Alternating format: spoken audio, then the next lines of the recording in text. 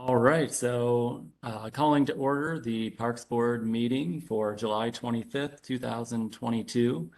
I would like to start things off by going through a roll call. So when I call your name, please unmute yourself and state your presence.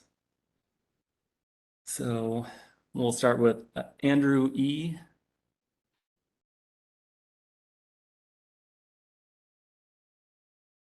Okay, Chris. Andrew is here. He's just trying to reconnect. I just wanted to make that comment. And actually, he's back.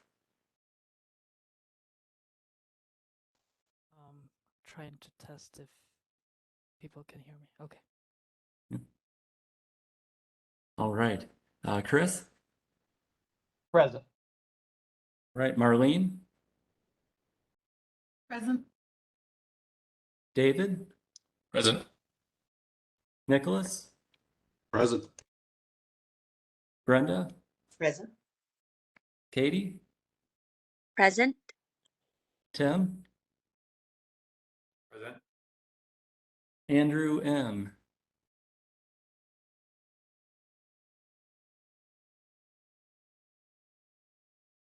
Danielle, I believe, has excused absence, and Brad. I'm here. Great, okay. So moving forward, would like to see if anybody has any questions, comments, corrections with regards to the minutes from the June 27th, 2022 meeting. All right, not seeing any concerns. Does anyone have an objection to the approval of the minutes from the June 27th meeting? Right, not seeing any objections, so I hereby approve the minutes from June 27th, 2022. Thank you. Just wanted to quickly review the agenda items for today's meeting. First, we'll be going through introductions of the new board members and also a little bit about the legacy positions.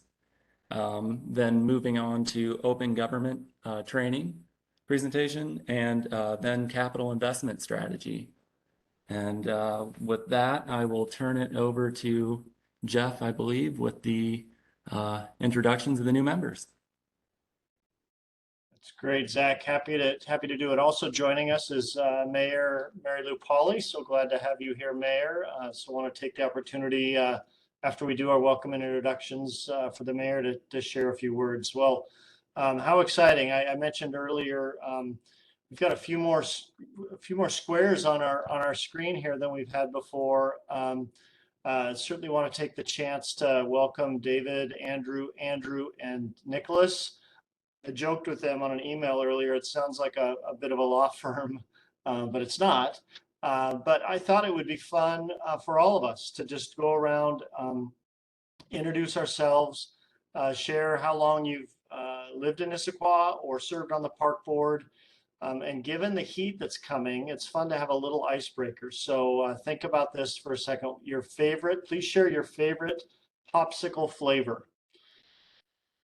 So I'll kick this off and then I'll pass the baton. So Jeff Watling, Parks and Community Services Director here with the City of Issaquah. Certainly have enjoyed this role and serving Issaquah for, it'll be 6 years on August the 1st. So time certainly flies. My favorite popsicle flavor, hands down, classic twin pop banana flavor. I don't know that it really tastes like a real banana, but that artificial banana flavor still gets me to this day. So I'm going to go around my screen and I'll try and hit everybody. So next up on my screen is Andrew E. Hello, everyone. I am very excited, and it is a pleasure to join the park board. I lived in Issaquah since 2019, and I live close to the hatchery, so I'm a big fan of enjoying parks and the nature. As far as my favorite popsicle flavor, I think I would go with papaya because it reminds me of my home country, the Philippines. Fantastic, Andrew. Welcome. Brad? Good evening, everyone, and a special good evening to all the new members here. Really great to see everybody. I'm Brad Book. I've been on the park board now for just over 10 years. I was the previous chair for 6 years, and so I'm really glad to see Zach now on board. I've lived on Squawk Mountain now for 38 years. We'll see if anybody can beat that one. And boy, you know, popsicles. I haven't had one for over 10 years. I don't know if the park board had anything to do with that or not, but I guess as memory strikes me, raspberry was my favorite. Nice. Thanks, Brad. Brenda?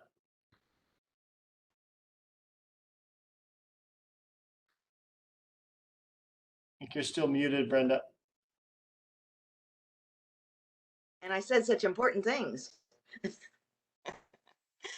Glad to meet all of you. This is my first year as a full-fledged park member. I enjoyed last year immensely learning about the park board, and so I'm now real glad to be a full-fledged part of it. I've lived in Issaquah for 20 years, raised my grandchildren, didn't raise them, I babysat and had them full-time, not full-time, but when they weren't in school, and went to all the parks for all of those 20 years. They're now grown. And my favorite popsicle's probably raspberry too. Fruit is definitely winning the day here. Katie? Hi, I'm Katie. I live in Dallas since 2003. This is my first year serving as a new board member, and I'm not crazy about popsicles, but I love ice cream. So soft ice cream, vanilla, chocolate. That's kind of my favorite things to do in the summer. Brilliant. Great, Katie. Thanks. David, welcome. Thank you. Name is David Liu. I've been serving on the Parks Board for 10 minutes, and I've lived here in Issaquah for about 5 years. I have a 4.5-year-old daughter as well as a 10-year-old rescue. Favorite popsicle, I wouldn't say it's a flavor, but maybe the rocket popsicles, the red, white, and blue ones. If you guys remember that, that was like a big thing when I was growing up. So that I guess would be my favorite. Welcome, David. I can hear the ice cream truck coming down the street. Yeah, there he goes. Chris. Hi everyone, I'm Chris Kovac. I've lived in Issaquah since 2000. My wife and I raised 2 sons here. They're both off in college now, went through all the sports programs. And we live on Squawk Mountain, hike it all the time. I haven't had popsicle in decades, but just came in from working on the deck. That's why I look like this. And picked the wrong week to work on the deck, so I could really use a popsicle, probably citrus flavor of some sort, lemon, lime, orange. Classics. Andrew Myers, welcome. Thank you. Yes, my name is Andrew, and I'm a new, excuse me, alternate park board member, which still learning exactly what that means, but happy to be here. And I moved out to Issaquah with my family back in '88 when I was in elementary school, and it was actually to Sammamish now, but it was Issaquah back then, at least our address, and grew up in town, and then moved back with my family in 2016, I guess it was, and living in downtown Issaquah with 4 kids that run around and terrorize the neighborhood. And so we have a lot of popsicles around the house. My go-to would be root beer. Excellent. Welcome, Andrew. We're going to introduce some staff as well. You're not exempt, so Jen Fink. Hi, everyone. Jennifer Fink, Park Planner and Project Administrator. I too lived in what used to be Issaquah, an incorporated King County area, now technically Sammamish. I've been in the area for 15 years and have worked here in this role as park planner. I'll be starting my 9th year in August. So look forward to seeing you. And since Jeff mentioned the ice cream truck cruising around, I'm going to have to say my favorite to get from that was the orange dreamsicle or the strawberry shortcake one. That was the one I always had to find the extra quarter for. Well played. Marlene. Hi, I'm Marlene Waxy. I've lived in Issaquah since 2016. I live on Squawk Mountain. I've been part of the park board since 2019, first as an alternate and then regular member. I'm with Jennifer as well. I think the push pop, that comes in the, it's like orange or dreamsicle where you like push it up and it's like paper, looks like a paper toilet paper tube and you push it up. Like, I think that's a classic summer one. So I think I'm going to stick with dreamsicle. Nice, Marlene. I'm also dying to know, how did Issaquah Little League do? They took second place in state. So they had a great run. That's awesome. Congrats. Yeah, thanks. Mayor Polly, you're next. Aw, not fair. Am I next and last or next? Okay, next. Well, next, maybe for intros. Do you want to wait? No, that's fine. That's fine. It gets you out of order if I do that. So my husband, who is lurking around in the background, is the popsicle person, not me. So he wanted me to tell you that he would pick for me a rainbow popsicle, except I like something called a fudgesicle. And I don't know if that's me being Canadian or if fudgesicles are down here too, but it's that chocolatey one. Oh, they're very much a thing. Delicious. Monica. Thank you, Jeff. Good evening, everyone. My name is Monica Negrilla. I'm the Human Services Manager here in our Parks and Community Services Department. And I have to admit, I was born in Romania, and for the longest time after I moved to the States, I really I could not tell the difference between icicle, popsicle, ice cream. For me, it was all just ice cream. So with that, I'm always looking for anything coconut. So I love coconut ice cream, popsicles, you name them. I just love them. So thank you. It's great, Monica. Thanks. Nicholas, welcome. Thank you. Nicholas Leah. This is my first day on the Parks Board as well. So glad to be here. This is my second Parks Board to serve on this. I worked for the Parks and Trails Commission of the City of Redmond for 4 years. So I have some limited experience on how you can, try to keep a town green while it grows up fast. And that's tough to do.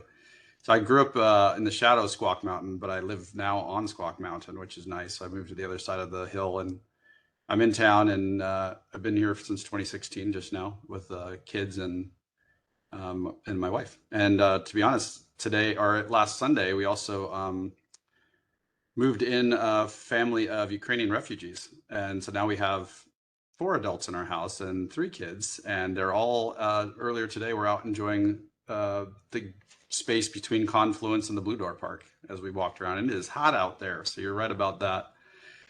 All the popsicles I've heard about are all delicious sounding. I want all of them. I also need to spend a ton more time working on my deck because Chris, you look great. Whatever you're doing, don't quit. But I was thinking cranberry confluence, which is a flavor I just made up. Not a popsicle that exists, I don't think. But thanks, Jeff. I'm happy to be here. Well done, Nicholas. Thank you for that. Welcome again. Tim.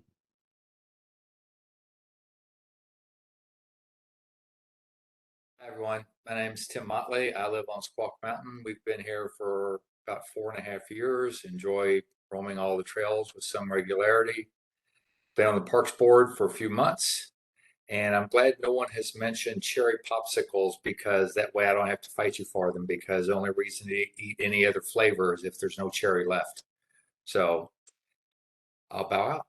Thank you. That's good to know we're not competing, Tim. It's great. Tisha city clerk, joining us tonight. Hi, everybody. My name's Tisha Geezer, and as Jeff said, I'm the city clerk. I've been working for Issaquah for about 6 years.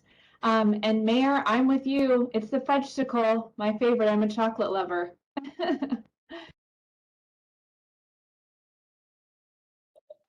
All right, if I am counting correctly, we're now down to Zach. Yes, my name is Zach. I've been with the Parks Board. This is my second year. I lived in Issaquah from 2018 until this year. Just moved down the road a little bit to Ravensdale, but I still work at Issaquah Nursing and Rehab, physical therapist there, and I still run Tiger and Squawk most days of the week. So I'm still in Issaquah quite often. And the popsicle, I would have to say, I agree with Katie. I prefer ice cream, but I guess if I had to pick a popsicle flavor, I'd go with pineapple. Is that a bird with you, Zach? Yes, this is Bella, the blue-headed Pioneus. And it's getting close to her bedtime, but I guess she may stay up for a little bit longer this evening. Nice. Well, thank you, everybody, for that. And again, welcome to our new members. Appreciate taking the time and doing that. You know, we have a lot of new faces here with the Park Board. So I know as we've been meeting in the virtual world, someday we will be able to come together and meet again, but just a great opportunity to get to know each other a little bit. Again, as new members, I hope what you find here with the Park Board is we do really important work and do great work, but we also don't try and turn this into such a formal environment. It's really intended to be as advisory, a safe place for you to give feedback. You really are a reflection and a representation of the community in Issaquah as we navigate capital investments and other parks and recreation, parks and community services investments. So I just thank you so much for your time in service as we head into this. With so many new faces, I do want to point out with these recent appointments that Brad Book and Danielle both remain on. Danielle's not able to join us tonight. But they've transitioned to one of the new, alternate positions, though, as we've identified them as legacy positions. And just so appreciate, Brad, your continued work in that role. Danielle, her work in that role, the perspectives that you both provide and your experience and also being the two past chairs is really invaluable. And so I just, for my part, want to say thank you and hats off for all of your service. You're going to be around with us for a while as in these legacy positions, so we're not saying goodbye yet. So we'll save the goodbyes for later. But really appreciate you all sticking around. So with that, though not on the agenda, apologize for that, Mayor. What a great time for you to share a few words. You know, later on tonight, we're going to be talking about the community investment strategy. And this is really going to be a multi-month effort that we're going to be taking on, but what better to have the mayor come and share some of her perspective and her views in that important work. So Mayor, take it away. Thank you, Jeff. Yes, today I was not sure if I'd be able to come or not, and as it turns out, I got home earlier than I thought. So my name is Mary Lou, and I lived up on Squawk Mountain for about 24 years and moved down into Old Town about 5.5 years ago. So almost a 30-year resident of town. I also served on a board as a border commission as well prior to running for council. So I was on the development commission for quite a long time and just absolutely fascinated with all things land use in town. I served one term as council and I'm in my first year of my second term as mayor. So I'm in my 5th year as mayor. So I think I caught all the new ones, but welcome Nicholas, Andrew, Katie, David, and Tim. and Brenda, who I wanted to say welcome to as well. Just a year is not really all that long of a time. So I hope I caught everybody. It is very exciting to see all the new faces, you know, having shared the same experience you have. I recognize the sacrifice you make in your personal time to come to these meetings and share your thoughts and ideas on behalf of our community. You know, they come and visit your meetings and speak out on the things that are important to them. But the 100 or so volunteers that work on boards and commissions, you are the biggest community touch that we get, because we have 100 of you advising the administration, advising the council on how to do all kinds of things, city business. So I wanted to thank you for that. I also wanted to do a little shout out to Tisha. You know, during COVID, we moved to this e-meetings format, and I will tell you, it's a bear. It's served its purpose, and we still get to meet and do our work, but to manage these e-meetings is really a skill set that was desperately needed when we moved into COVID, and Tisha has stepped up. As we move into hybrid, it's still the same. Hybrids are going to be a bear as well. So I'm glad we're moving back into in-person meetings, but we'll always have this remote component going forward because it's been so successful in getting us all to still be able to talk. And so we've seen more individuals comfortable doing remote formats. So we're going to push forward with the hybrid and evaluate as we go. We're a city that likes to pivot. We're a city that likes to pilot.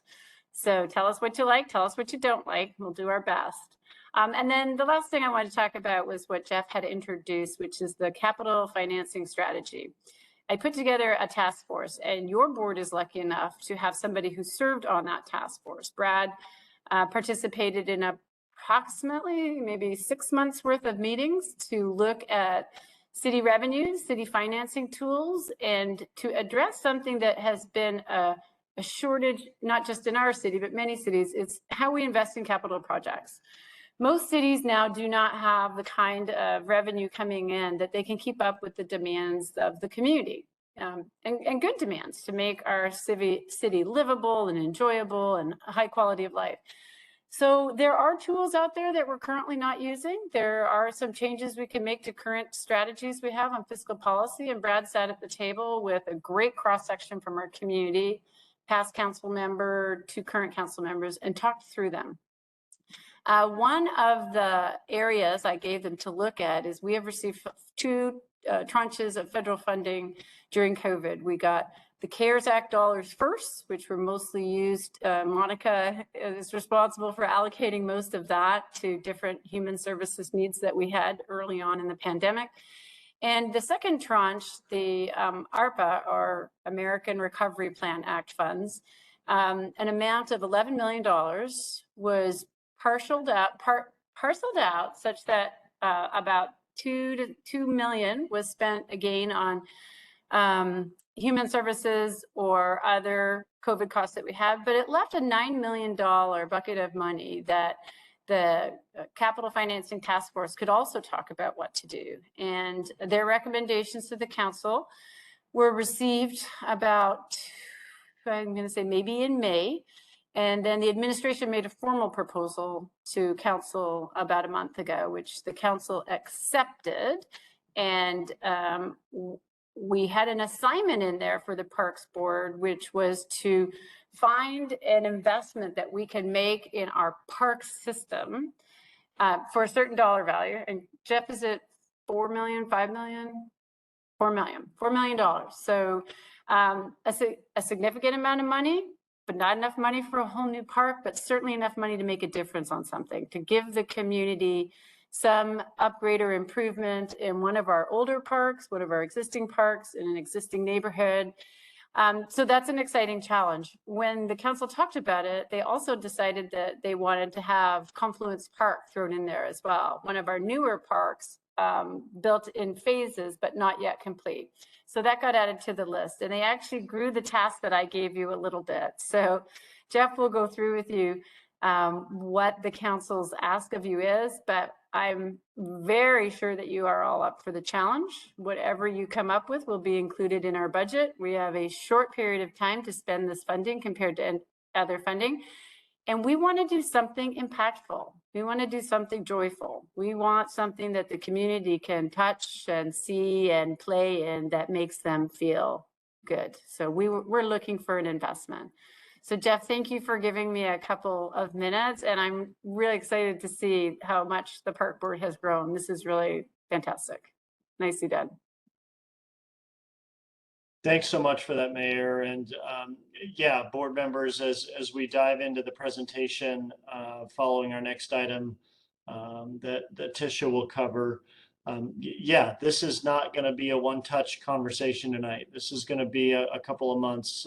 So as we really dive in tonight around the criteria, and do we have the sort of the evaluation matrix figured out well enough, and getting some ideas around ideas you might all have for projects as well will really help us to frame up a bulk of the work as we head into August and September. So Mayor, thank you again so much for joining us tonight. With that, Zach, I think we're ready for the first item. All right, so moving on to the open government training, which I believe Tisha that is giving that presentation. Yes, that's Tisha. I sure am. Thank you, Zach. Let me get this PowerPoint up for you here.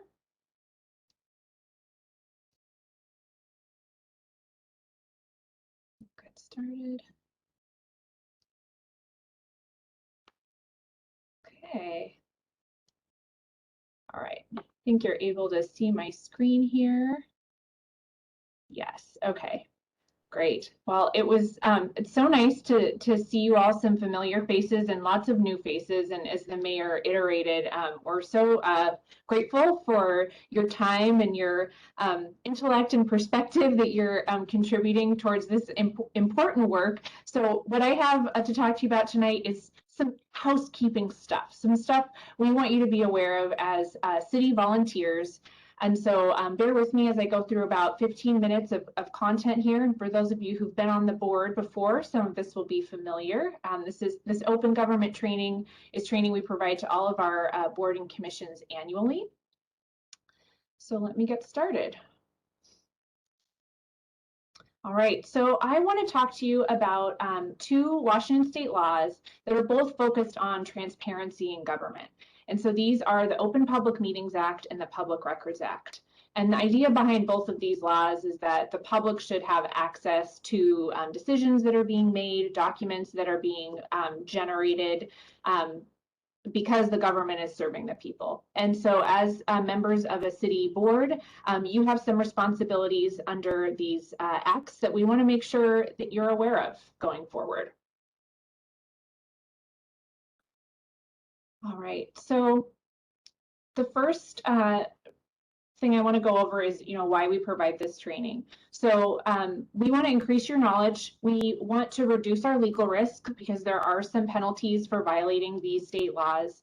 We also want you to be informed and comfortable in your role. And I'll provide this brief training tonight. If you have questions on any of these topics moving forward, because I know you're taking in a lot of information tonight, you are more than welcome to reach out to myself or to Jeff, and we can talk to you more or help you address any questions that may come up in the future. I'm going to move my screen a little bit here so I can see it a little more. All right. Oh, okay.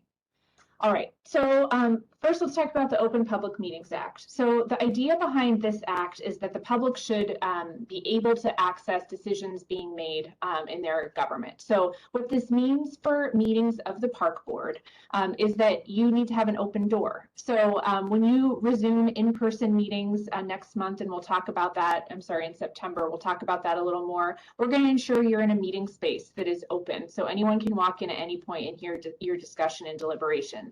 We also post an agenda in advance on our city website. We also, in this virtual format, we publish the meeting link and the phone number so anyone from the public can participate in your meetings, make public comments, or just observe your decisions being made. So you have regular meetings. They're held on the fourth Monday of the month at 7 p.m. Starting in September, your meetings will transition to a physical location, which will be the Steelhead Room. and I have a picture of it shortly here. We'll provide you the address, but it is sort of on the city's campus near the community center. It's directly next to the Garage Teen Cafe, right downtown in Issaquah. And again, we'll provide you more information on the meeting location when that date approaches. The point I want to make here is that you will occasionally be asked to meet at a different date, time, or location. Maybe there's additional work. I know you have a robust work plan ahead of you, so we may need to schedule an additional meeting, or you may choose to meet jointly with another of the city's boards or commissions. And those are considered special meetings. We'll let you know of those in advance for scheduling purposes. And those meetings are typically restricted to a few specific items on your agenda. We have special noticing requirements around those meetings that we city staff will help take care of. But just wanting to let you know, you have your monthly regular meeting, and additional meetings may come up from time to time. It's also possible your meetings will be canceled if there's a lack of agenda items or trouble getting enough board members present for a particular meeting. So as I mentioned, under the Open Public Meetings Act, the important thing are that your meetings are open and accessible. We provide minutes, and you will approve minutes for all of your meetings. We provide advance notice of the content and the topics on your agenda item.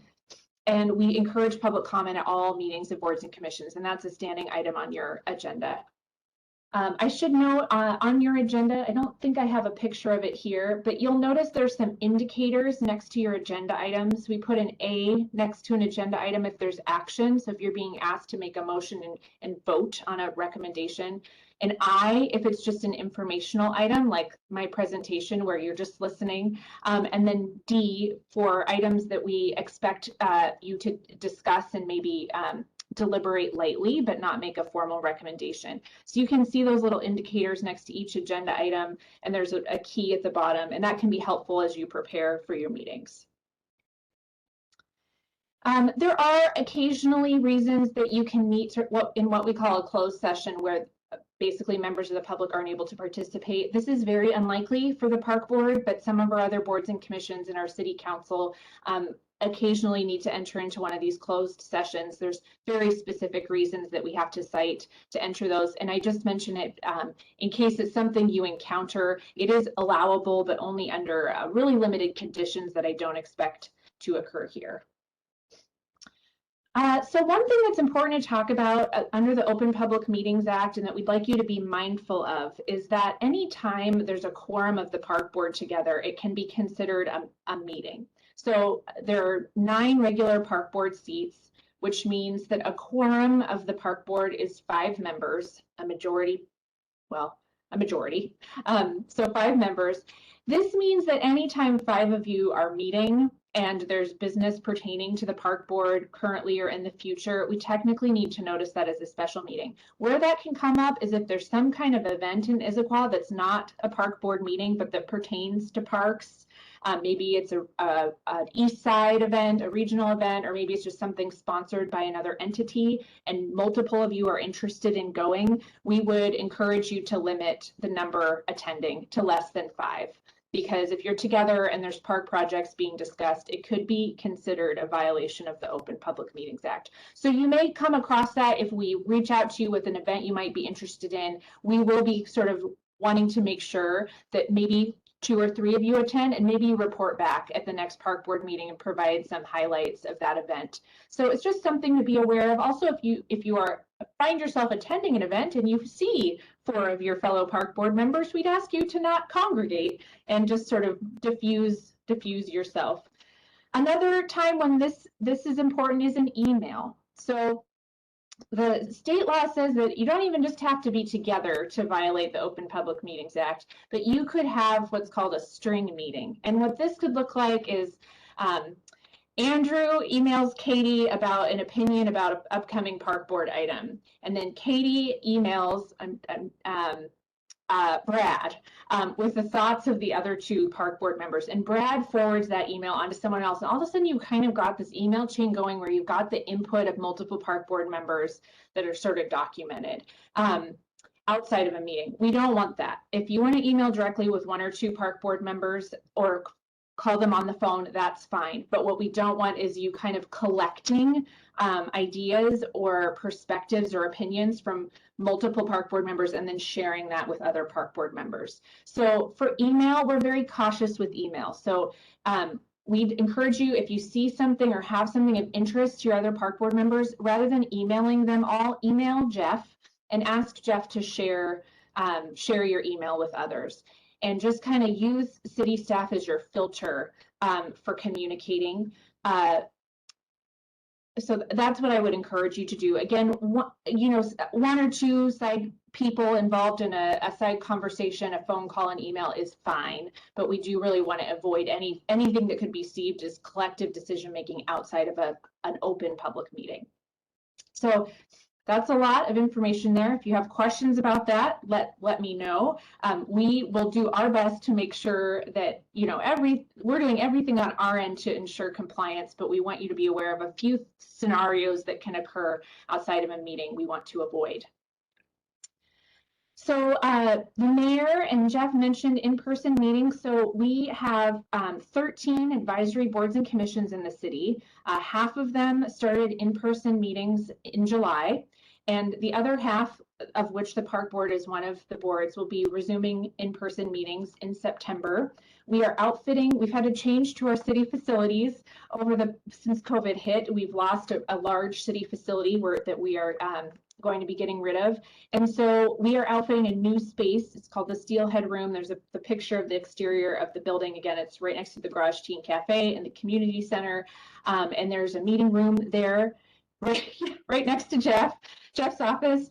That meeting room will be equipped with some hybrid meeting equipment, but the expectation is that board members attend in person. So what we will be allowing for with virtual attendance is members of the public can listen to your meetings live, can make public comment virtually. You might occasionally have a presenter, a consultant, or staff who's presenting to you virtually, but the city is expecting the board and commission members attend in person.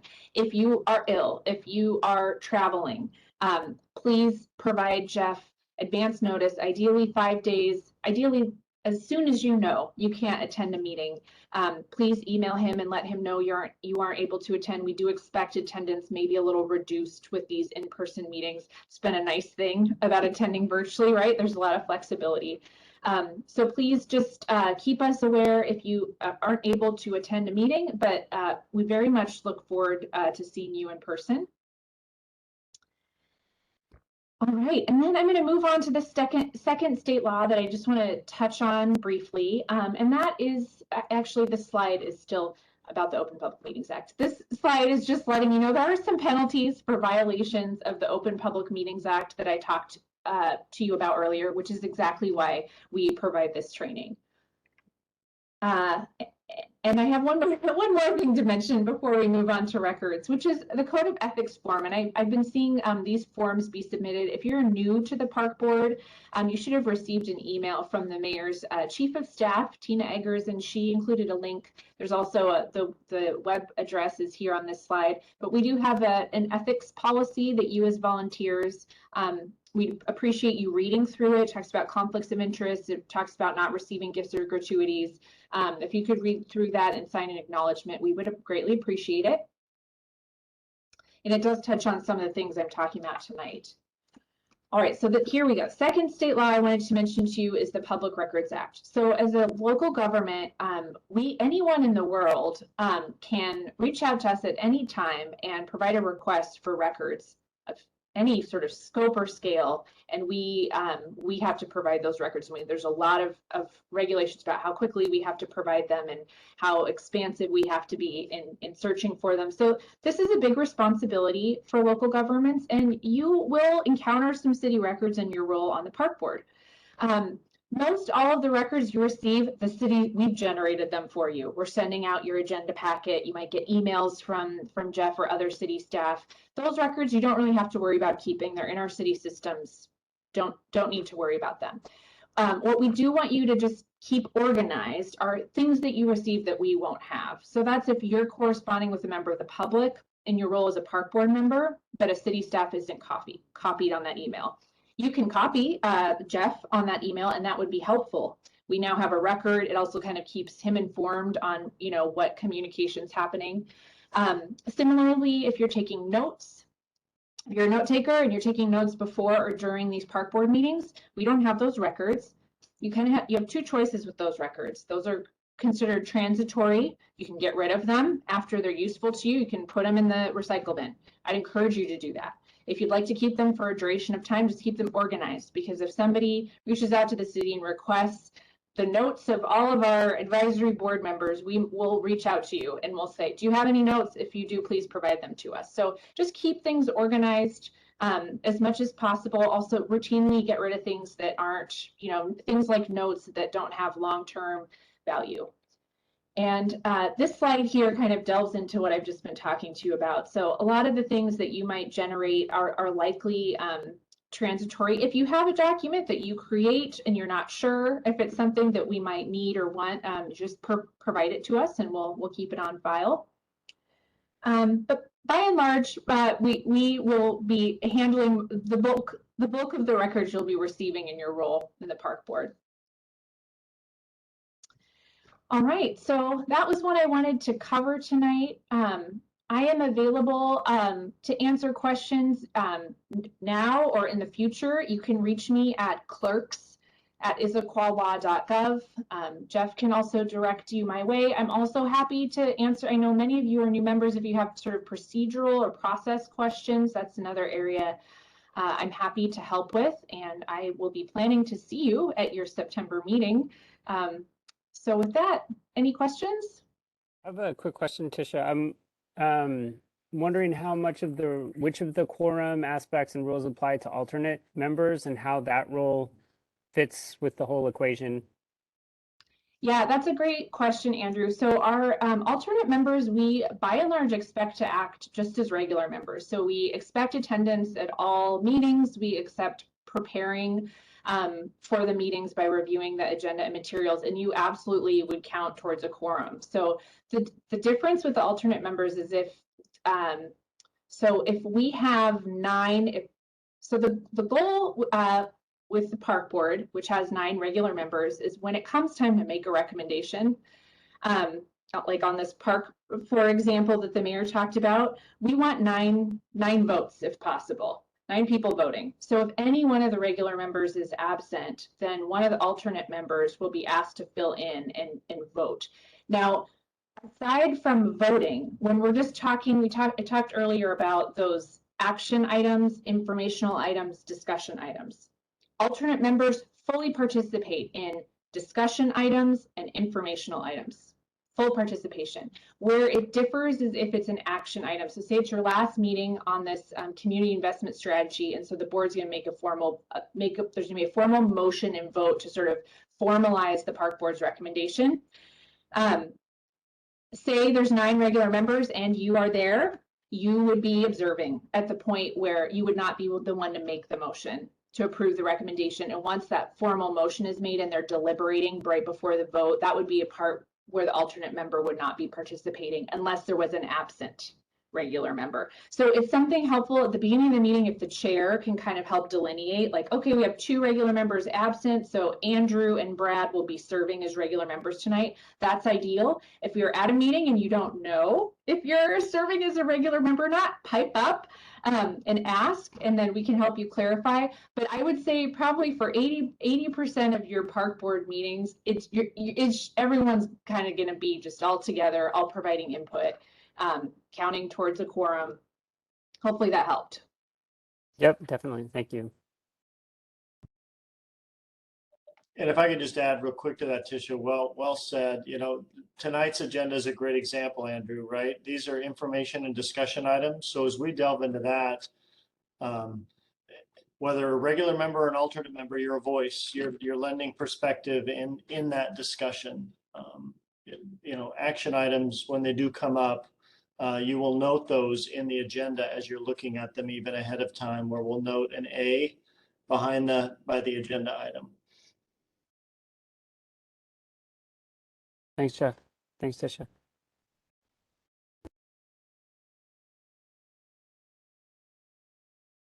Okay, Doesn't look like there's any other questions. Thank you, Tisha. So I think we'll be moving on to the capital investment strategy portion.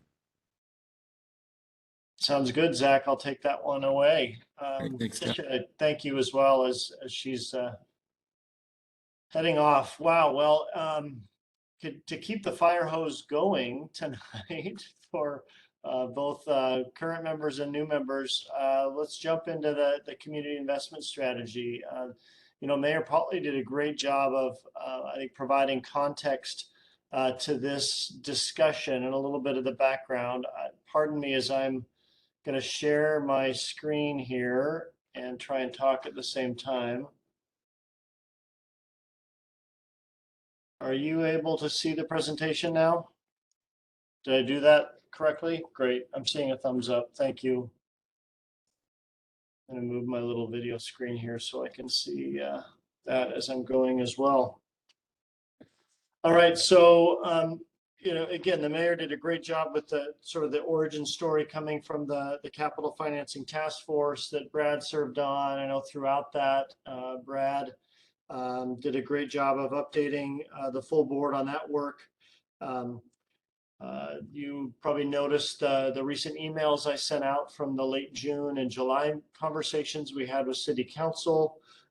So I don't really need to dive too much into that history, only to say that,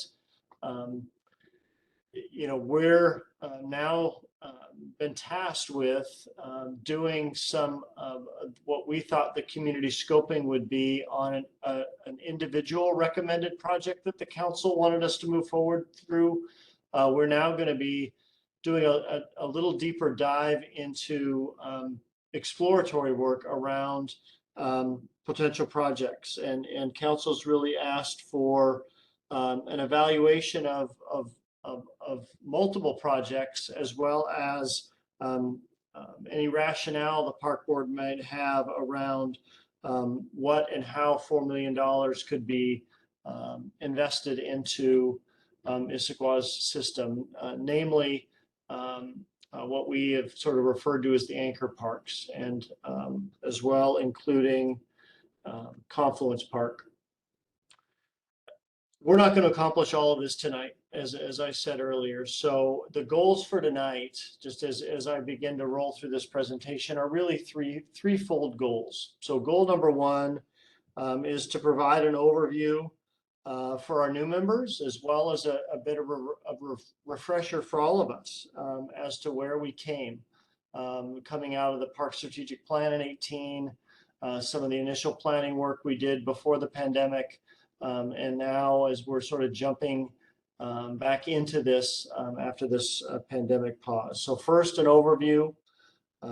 Second, really a conversation you'll see towards the end of these slides around the criteria themselves. I really welcome and look forward to feedback from all of you and discussion from all of you. Are these the right considerations? Are these the right filters that we want to be evaluating how to best spend this $4 million in the next 2 years by 2024? And then third, any project ideas you might have. Again, as we come to the tail end of this, I really want to open up the discussion not only for the criteria, but also are there any specific amenities, specific projects that you would like to be considered as we delve deeper into actual evaluations in August and September.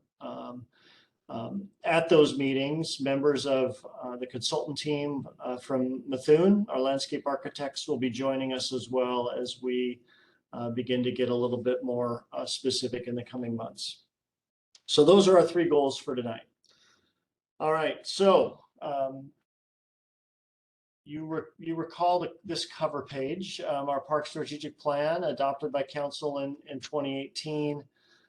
This really, I think, did a great job of being very community-led and really painted a big picture and really identified the strategies, near-term, mid-term, long-term, for investing into the city's park system. The themes you might recall on the right side were the 5 really sort of common threads that we wove through the entire document. These themes came right out of the initial public engagement that we had, inviting residents to share with us their thoughts on how the system's working, what's working well, what's not working so well. The two themes that I highlighted are not necessarily because they're special, but they really, I think, formed the impetus for some of the master planning work around what we referred to as these three anchor parks. I'm going to read them real quickly. The definition of placemaking was collaborate with the community to reimagine and reinvest in Issaquah's public spaces, parks, and trails, maximize value, and strengthen the connection between people and the parks and trails they share. So this theme spoke very much about reinvestment into the existing system. And then connectivity, connect our parks and public spaces to make a unified system that serves the entire city and beyond.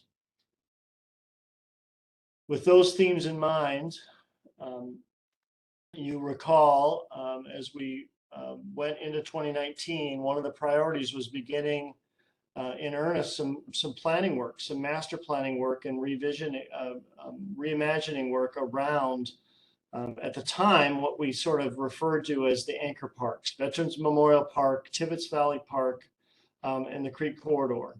I'm adding to this map and to these bullets Confluence Park, as given some of the feedback from council was they're asking us to look at that community park as well.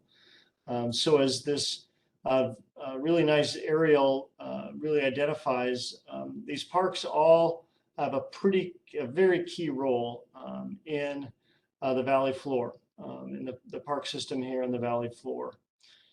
The planning work, like I said, had were identified as near-term priorities in the park plan. We set out to begin that planning and visioning work right away, with the understanding that by and large the development would need to happen in a phased method over time. So as you look back at the park plan, you'll see that specifically identified in those near-term goals. The term anchor parks, again, we created that as a reference to these public spaces and how key they were on the valley floor. I just note in that last bullet, by definition, all three of these parks, Confluence, Veterans Memorial, and Tibbetts Valley Park, are community parks. I want to note that the term anchor parks was not meant to have a long lifespan, and I think as we move this work forward, it would be my recommendation, and I think our desire as staff, to sunset that term anchor park, just because we do not want to, I guess it's not our intention to create confusion as this work moves forward, and before we know it, we're going to be updating the park plan in 2024. So again, a little bit of the background. So the park plan was adopted in 2018. You'll remember the summer nights like this in 2019, we began some really fun community engagement around this work. We had that large series of maps that really sort of comprised the vision for the Creek Corridor, and invited the community to respond and give us their thoughts and feedback on that. We attended a couple of farmers markets. We attended a couple of concerts on the green, and really had the opportunity to have some initial exciting engagement with the community, to hear specifically with them about these three park areas. We presented, provided an initial presentation of that engagement to council on February 18th, literally a couple weeks before a worldwide pandemic hit. Then in March, beginning of March, came the pandemic, and we really, I think for a lot of good reasons, put this planning work, put this in community engagement work on hold. Doing master planning and visioning work did not feel like the right thing and the right time to be doing as this community and the city navigated the pandemic. In many ways, this capital financing work, and now the work of this community investment strategy, is really going to kick off and in many ways help shape what our visioning work begins to look like for each of those parks. Which park do we prioritize? How do we start that work as we do this investment strategy work? So a really quick sort of overview and tour of all four of these areas. Veterans Memorial Park, as the map certainly shows, when you look at, we're not just looking at Veterans Memorial, but the whole vision for this and the idea was looking at all of those combined park spaces of veterans. Let's see, can you all see if I move my little cursor, can you see that? I'm seeing Zach give a head nod, great. So Veterans Memorial Park sort of comprises a bulk of this area. Depot Park is this area around the depot. Pedestrian Park is this little section that really provides a great connection to Front Street and Sunset.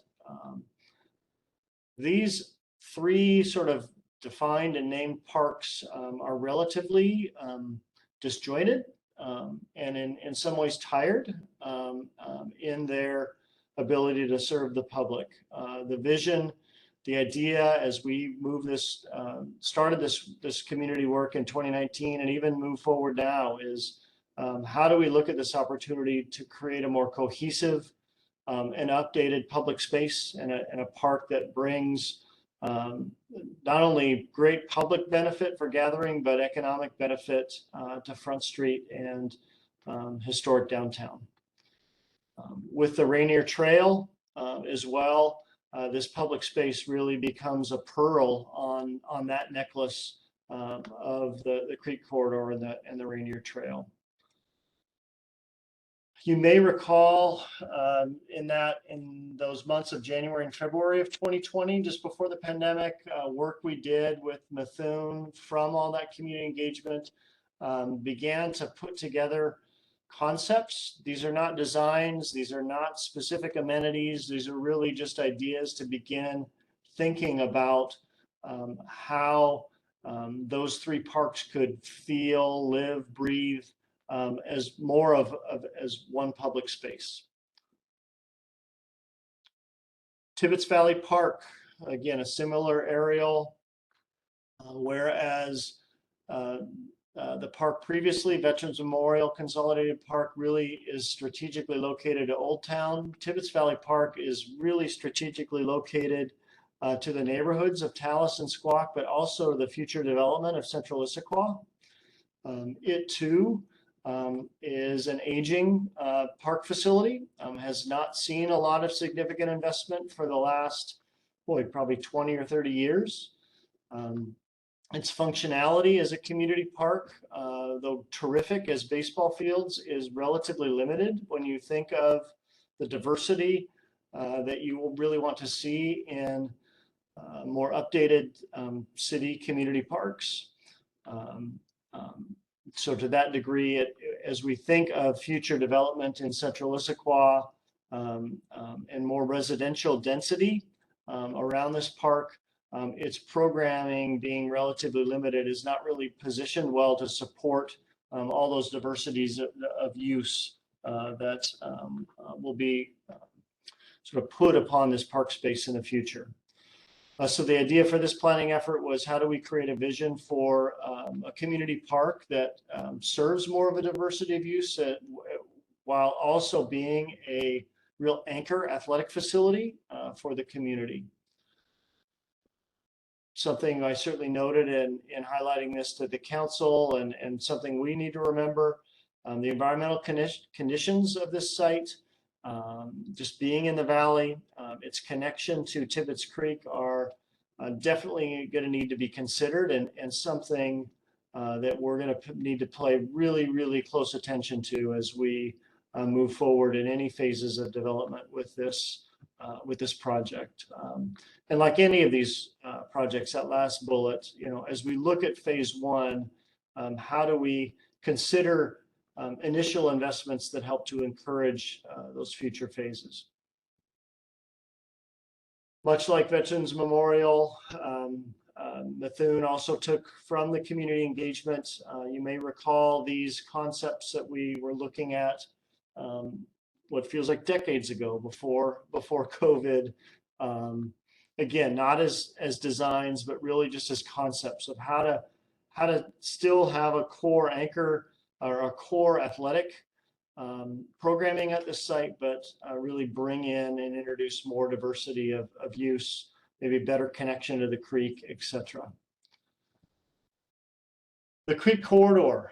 This is a visioning effort that, unlike the other two, and unlike Confluence Park, is not site specific. This is really, in many ways, the culmination of decades of city investment that have been made.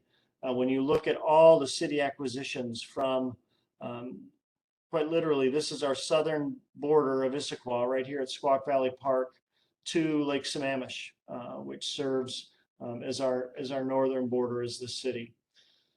When we began this planning effort and did all the community outreach, it became pretty clear that we could almost pretty clearly delineate these three different reaches of the creek corridor. Pickering Reach really serves as this gateway into the state park, anchored by Pickering Barn and the trail system just north of I-90.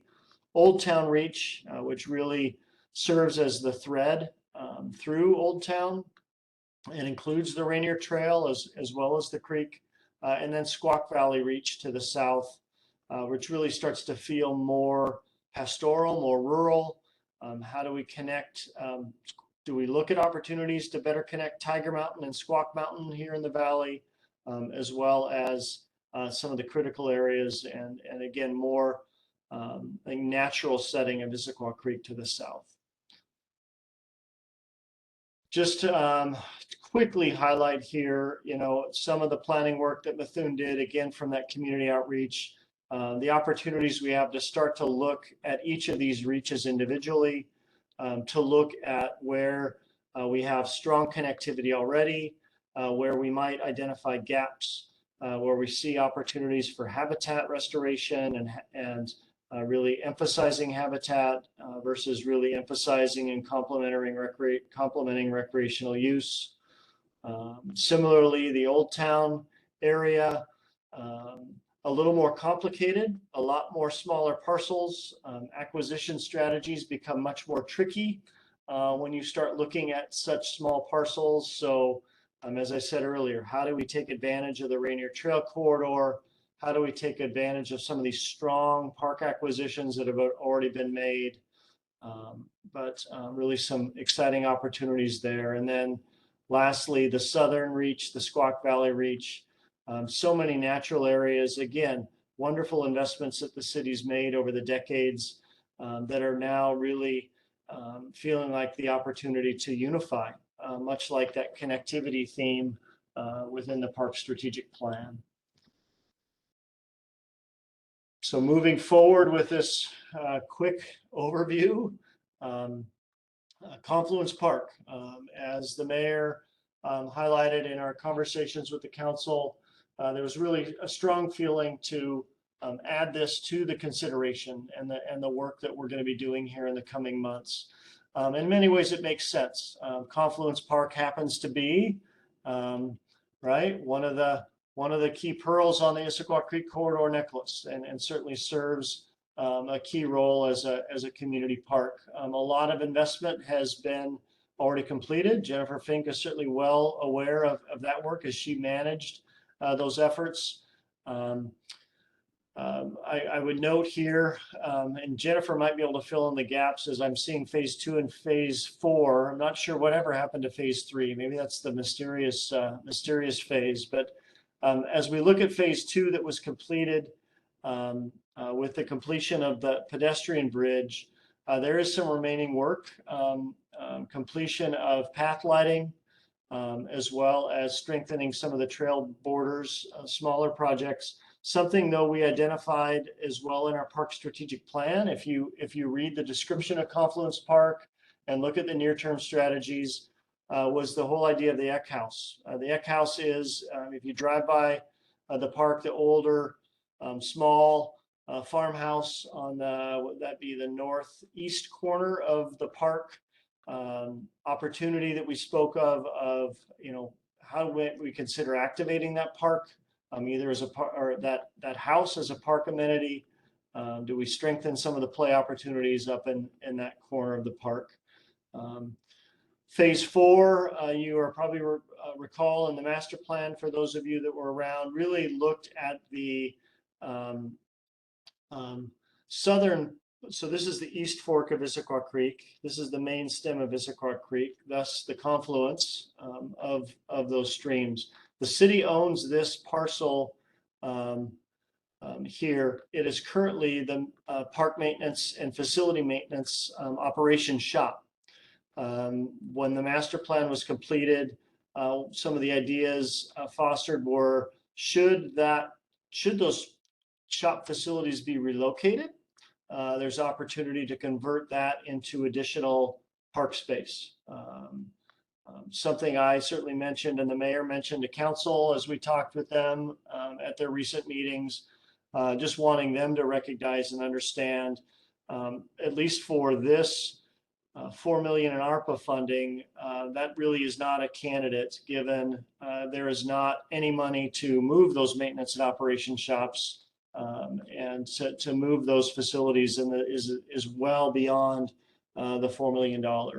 But something we certainly want to note as an element of vision and opportunity at Confluence Park. Oh, so wow, let me catch my breath. That was a super fast overview of these 4 opportunities.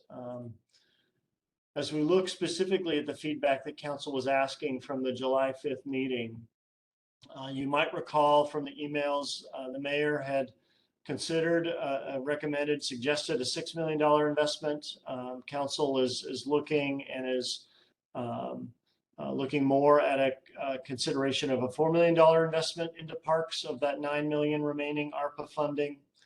They're asking us to provide an evaluation for options and look at that through a sort of criteria-based approach. The feedback and rationale they're seeking, really in a nutshell, is what can $4 million achieve? And remember, it needs to be achieved by the end of 2024. Council has not asked for this right away, and as I mentioned in my introduction, this changes our calendar and schedule a little bit, and I'll touch on that in a couple of slides here. And that in order to complete this work by 2024, we're going to need to try and be as efficient and as effective with this work. So when council considers this as part of the budget process, meaning they're likely not adopting that 2023-2024 budget until November, we have a pretty defined scope and are able to jump right into design and permitting at that point to make sure, again, that we complete work by 2024.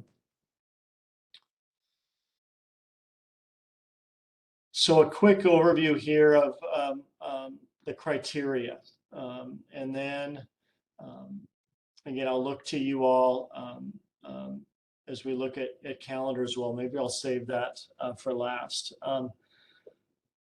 So criteria, 7 criteria that we've drafted, and would again love to get your thoughts and feedback on. The mayor really highlighted the first criteria so well in her overview, and that's as we look at amenities, let's look at investments that provide year-round impactful additions of impactful elements into our city park system. So is it an investment? Is it an investment that does that? Second criteria, make sure we're looking at the level of project readiness, and that includes a number of things. Project readiness in terms of is it a single parcel? Is it multiple parcels? Do we already own those parcels?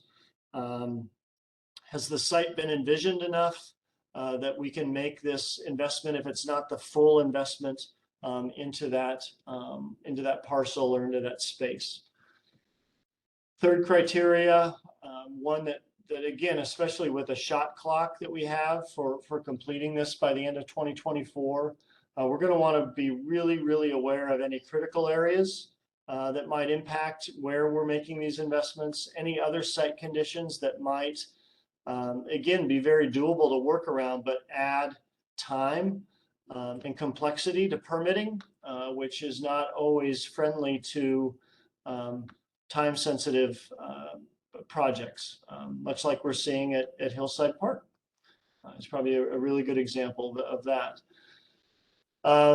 Fourth criteria is really not an absolute, but given the ARPA funding, one of the goals of ARPA funding was how is this, these investments from the federal government helping to incubate economic benefit. How also, the fifth criteria, are these investments helping to demonstrate improved community access or community benefit, social benefit, are also goals of ARPA. The sixth criteria that we think is really important for us to consider are park connections. And what we mean by this is, are there other relationships? Is this investment sitting out by itself, or is it also connected to other city infrastructure, other public infrastructure? Example of this might be, really any of the parks, and how are they connected to other trails or other investments being made in the area. And last, but certainly not least, in terms of criteria we think are really, really important to consider, is thinking of future phasing. Understanding that as we carve out phase one, we need to keep in mind what those future phases might look like. Like a project you might do at home, right? You don't necessarily start in the at the corner of the room that you need to walk out of, that you need to back out of. How do you phase a project, phase a site, so that that phase is not in the way of future phases, or does not need to be sort of taken out to complete the park. So all of these certainly important considerations. I'm going to ask you, because I've been talking for a while, do you want to sort of have a conversation a little bit about these criteria now? Do you want me to quickly go through the schedule and then open it up for both criteria and park discussions? Zach, do you have any thoughts? Maybe seems like we could take some comments with regards to the criteria, so we don't sort of lose track of what those are, because there's some, specific things in there that might need to be addressed. If that sounds okay to you. That sounds great. I would love to. I think what might be helpful to me, do all of you have these criteria down? I'd love to stop sharing my screen so I could at least see I guess we could all see everybody, at least for that discussion. Jeff, I can pull it up and put it in the chat for everyone if you give me a minute. If folks need those. Okay, so thoughts on how might these criteria address, do they address some of the major considerations we need to think of? I see Marlene's hand up, Chris's hand up. Marlene? Yeah, I have two. Thanks for sharing all of that. That was a lot of information, so hopefully you can have a breather while we discuss. I have two questions about the criteria. I think the first question is, you had those listed. Were they in any order already of prioritization, or is that, I'm assuming that is part of the discussion we need to have. And then the second piece that I think would be important would be to understand how we are going to measure each of the criteria, or at least understanding that there is a measure for them. So as an example, in economic benefit, what is the way in which we are measuring, the economic benefit in order to sort of prioritize different criteria. So those would be sort of my two questions of either work that either has to be done unless there's already been a discussion around sort of both the prioritization or weighting of the criteria and of the measurements. Yeah, great questions, Marlene. No, these are not in any sort of a ranked order at this point. And it certainly open for discussion if the park board feels like some of these are more important than others. We certainly wanted to just put them up on the board and really, I think, present them as lenses. All of them have a degree of importance as we consider, but not ranked yet. In terms of how we might score them, I think we're open to park board discussion. You know, we could turn this into a deeply analytical process and try and create points within each of these, or is it more of a narrative description that goes with each of them? Something like economic benefit. Again, you know, I don't think we're going to have time in the next 3 months to try and monetize any and all of these projects as to what that benefit is. I would suggest, I think, for the purposes of this discussion, that again, that feels like more of a qualitative narrative that would go with that than trying to quantify a specific amount, but open for your discussion.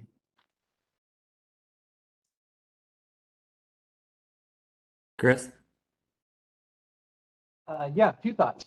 So, ton of information. Thank you. With respect to completing, you know, use of the money, expenditure of the monies, are we able to do things like use this for design on something that we've already got in motion that's, you know, planned for the next 5 years, and sort of use it for the front ends of other projects that are already in motion, and then, you know, maybe allow us, say, some of that already anticipated, say, design money or something like that, to then apply to construction later, as a way to sort of front load the use of it. And then with the I lost one, but then the other thing, maybe we want to, just a suggestion, but maybe like create a matrix of the sites and then the criteria, and it'll probably be, as you said, like more of a qualitative scoring, but we can maybe as a group score each of the sites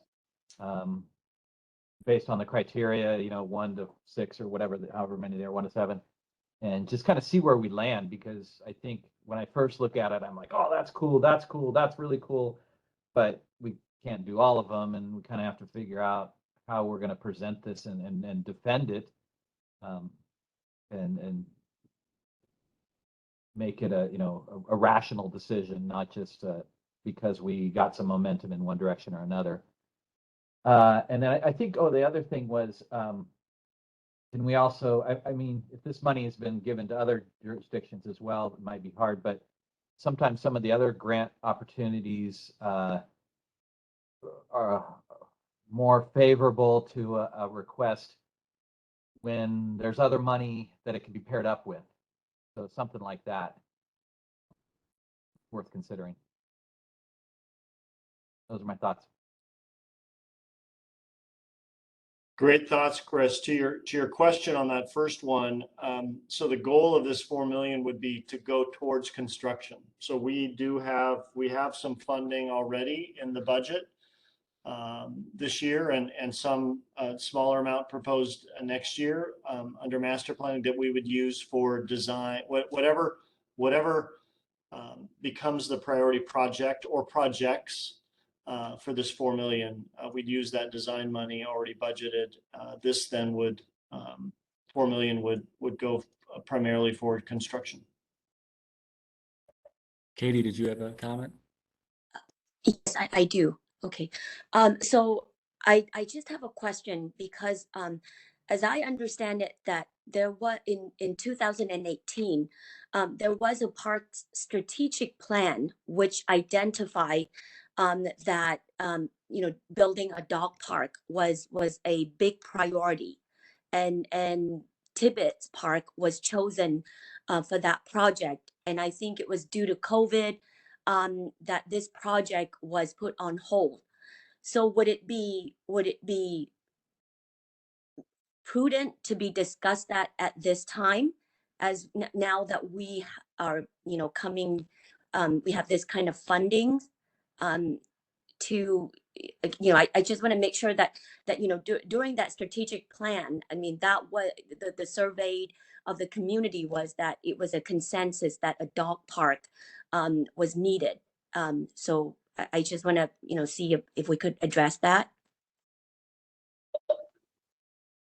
Yeah, I think Katie, as we talk about sort of that next question of are there park amenities or specific sort of park features that you all would like to be considered in that discussion, dog park is certainly an example, right?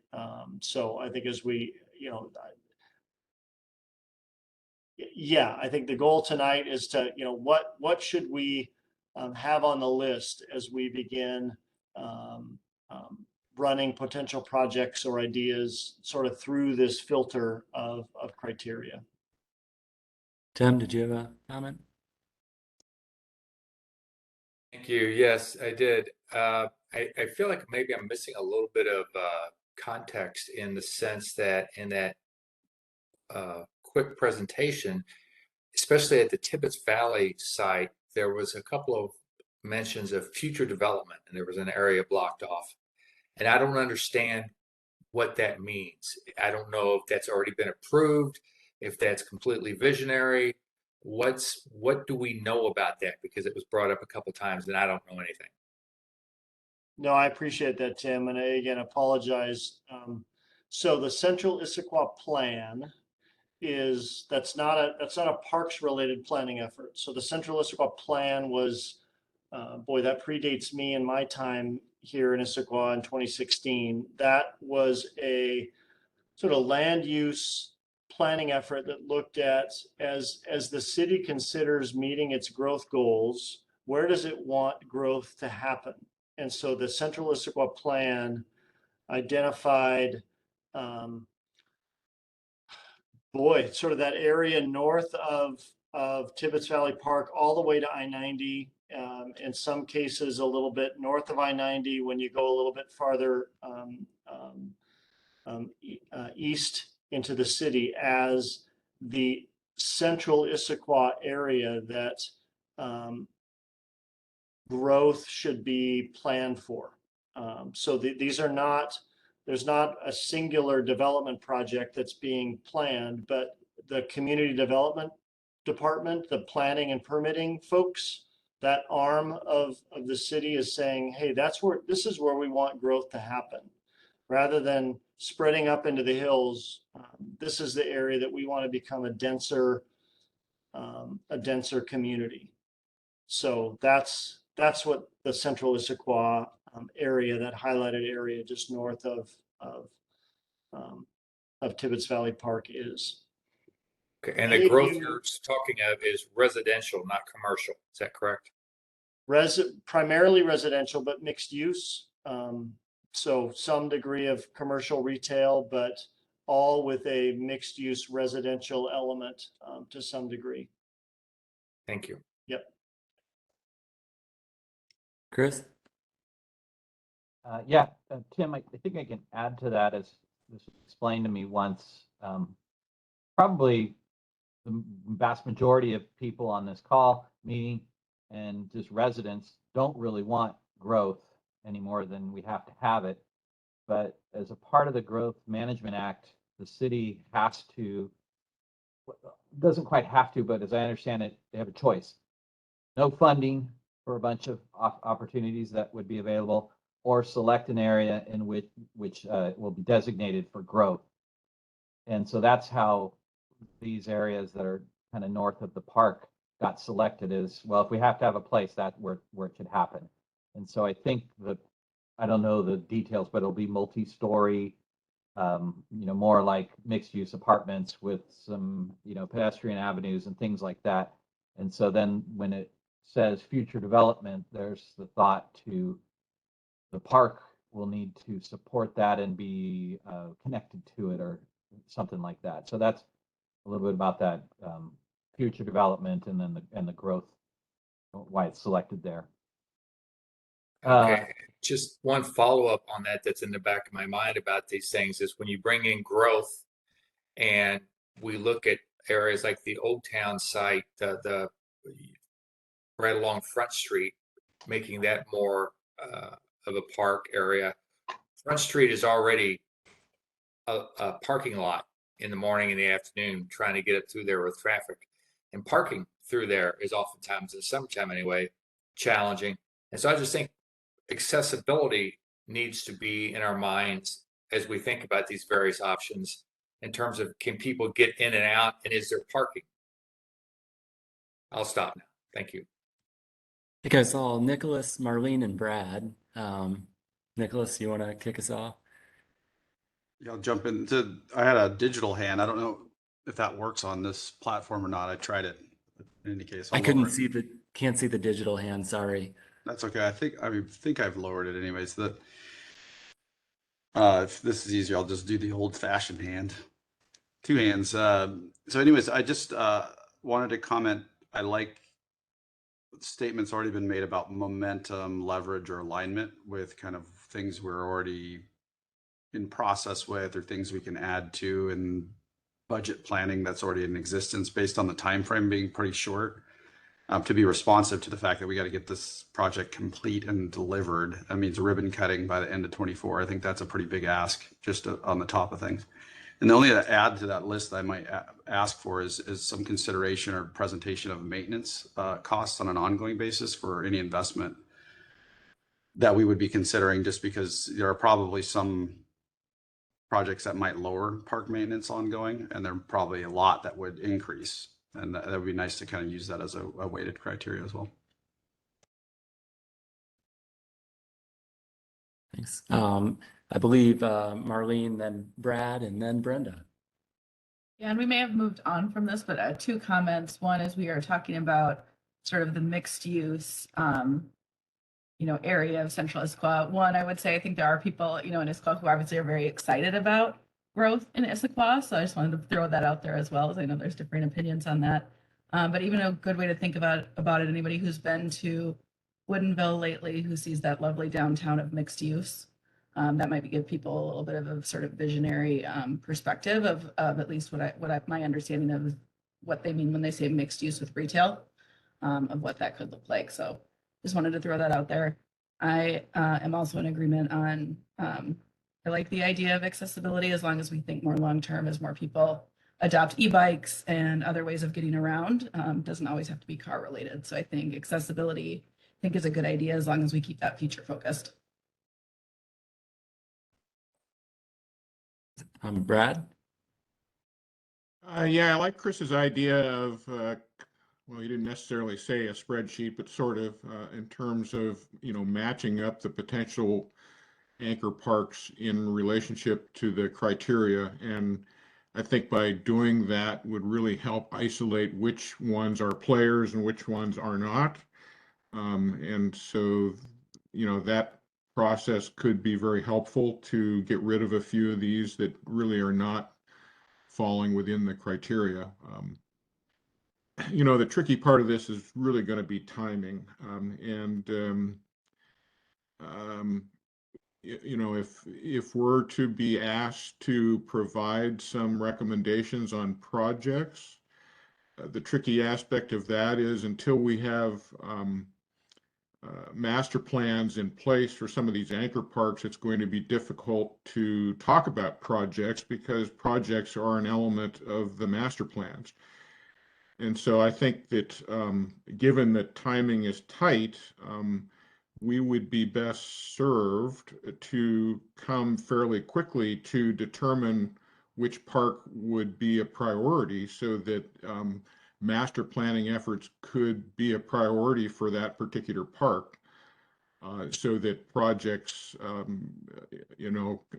potentially, that could be appropriate from the community could be voiced, because that's going to be a part of what we want to know is, what does the community, like about certain master plan elements. And so I guess I'd say that, trying to accomplish all of that within the next couple of months is going to be tricky. And so I think the faster that we get started on a specific anchor park, the better. I don't like the idea of spreading the money around to various parks because I don't think that you will have a significant impact that the community will see. So, for instance, if you start putting various projects into different parks, you're not going to have a big bang concept of where the community really felt like something was accomplished. And that was one of the concepts that the task force talked about in terms of some of the money here, is to show a fairly good, significant impact with this money. So I think it's beneficial to try and isolate one particular anchor park and get moving quickly with the master planning effort so that we can have, some ideas on some specific projects that we can make recommendations on, because that looks like that's kind of the new ask from the council, is wanting to have something more specific. I guess maybe that's, and really this spreadsheet thing, I think, would help us get there maybe faster than just talking about it to help isolate that. Thanks. No, I appreciate that, Brad. And if I could add, I appreciate your comment earlier, Chris. You guys are both absolutely right. Yeah, we're not intending to discuss our way for the next couple of months. I think the goal tonight was to really, I think, get a sense of criteria, and what you'll see next is sort of beginning to map out how do we accomplish this in the next 3 months. But your spreadsheet comments are spot on. That is the intent, is to take these criteria, take the 4 park areas now, identify with Methuen and with this conversation about these criteria, how do we start identifying what does $4 million look like at each of those, and begin to start to filter those ideas through each of these criteria, and give us something to really start to discuss and evaluate as we head into our next meeting. One additional quick thought, Jeff. I sorry, Nicholas, I forgot about the hand raise thing too. Getting used to it. I liked Marlene's call out for Woodinville as well, and would love to know if there's other examples out there of parks that people have run into, or maybe it's an email thread or some type of shared place, not necessarily right now on the call, but to be able to bring in some of these best examples, North Stars, things like that from other towns that we might consider for inspiration here. Yeah, great idea. Nicholas, I see your hand up. Sorry. Yeah, sorry. I was going to add something different. I'll add that in a second. But from another neighbor to our north on the other side of the lake, both Downtown Park in Redmond and the Central Redmond Connector were big projects that focused on some of these same attributes as we developed them out, knowing the city was going to grow with light rail and get that mixed use development infill. And if you go to Redmond now, it doesn't look like it did even 5 years ago when I lived there. I mean, it's a totally different downtown feel. So those are bigger than $4 million though. And the comment I wanted to make is, watching the council deliberate on this, is that there was definitely commentary about, to Brad's point, making an impact the community can see and feel. And I think the gap, Jeff, you can correct me if I'm wrong, because I know you were on that call or on that meeting. The gap between $6 and $4 million was, the $2 million was carved out from the mayor's proposal to do other strategic acquisitions along the creek corridor anyway that were, so it's kind of like that money didn't just disappear, but it was allocated specifically to creek corridor acquisition already. And so this is kind of like, what else can we do with this $4 million to make that splash for the community? Yeah, you're absolutely right, Nicholas. From a park development standpoint, right, it's this 4 million. And the 2 million, really, it sounds like the council goal was to look at that as investments in acquisition. Yes, with a focus on some of the key gaps within as we try and accomplish the creek corridor. I believe Brenda's had her hand up for a while. I'm not sure if she still has a comment. I'm here. I was running real low on battery, so I had to move around. So I'm not quite viewable yet, but I was listening into the city council meeting as well. And Brad, I did get the impression that they were leaning towards Confluence Park for one thought. And the other thing that I want to reiterate what you've all said is that they wanted something impactful that would help draw to the community, which goes with the Woodinville. How when you go into Woodinville, it's just shock and awe. You're just saying, wow, this is beautiful. And we don't quite have that. They also brought up the aging look to Veterans Park as an area we might look at. Again, 4 million isn't much, but what direction do you see us going from their comments?